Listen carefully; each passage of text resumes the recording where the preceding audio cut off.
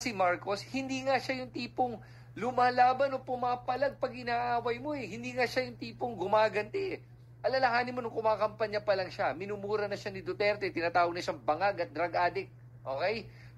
Did BBM ever fight back? No, he didn't. Hindi siya gumanti, wala siya sinabi, hinayaan niya. Nung naging presidente siya, Duterte never stopped insulting BBM. Patuloy-tuloy yung bunganga ng matandang yun. At si BBM never lumaban, never nagsalita. So nakikita mo, ugali ni BBM, hindi siya yung gumaganti.